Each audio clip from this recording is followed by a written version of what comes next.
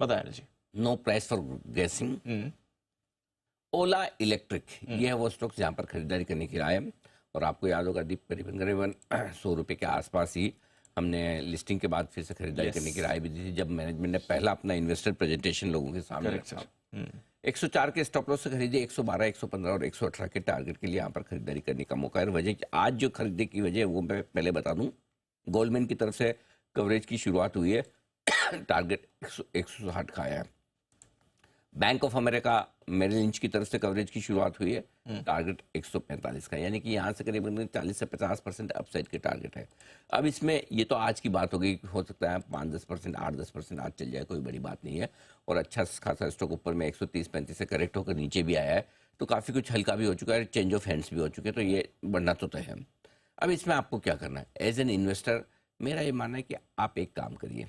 आज 110 के आसपास मान लीजिए, चलिए 107, 110 के आसपास मिलता है, आप थोड़ा सा खरीद के पोर्टफोलियो में छोड़ दीजिए। ओके।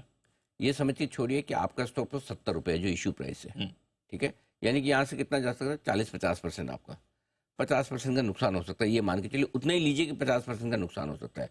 अगर इलेक्ट्रिक व्हीकल की स्टोरी बड़ी बनी, अच्छी बनी, ये बनी, तो हो सकता है ये स्टॉक आपका फिर 200 हो जाए, 300 हो जाए, 400 हो जाए, 2, 3, 4, 5 साल में कोई भी बड़ी स्टोरी भी बन सकती है, राइट।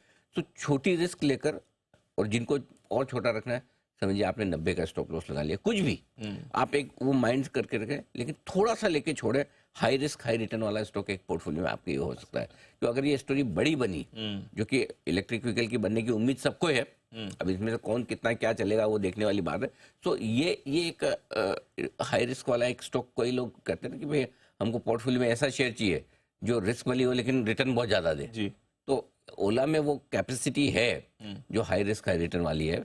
तो आप दो तरीके से कर सकते हैं, थोड़ा अभी ले, अगर गलती से कभी थोड़ा नीचे आए इश्यू प्राइस के आसपास तो वहाँ ऐड करें, या 70 रुपये के नीचे का आप स्टॉप लॉस मान लें ताकि आपको नुकसान कभी ना हो। और ऊपर में अगर ये स्टॉक परफॉर्म कर गया, ईवी की स्टोरी चल गई, तो ये कुछ भी हो सकता है, 200 भी हो सकता है, 300 भी हो सकता है, 500 भी हो सकता है। ओहो, बिल्कुल हो सकता है, क्यों नहीं हो सकता। वाह, आपको क्या लगता है ये टाटा मोटर्स और टीवीएस के भाव सीधे यही थोड़ी लिस्ट हुए थे, बनते बने over a period of time. So catch them young, ये सही समय है। हाई रिस्क हाई रिटर्न, क्योंकि आप फ्यूचर पे प्रोजेक्ट कर रहे हैं, तो मेरे ख्याल से इसको इन्वेस्टमेंट के हिसाब से देखना चाहिए। ऑलराइट।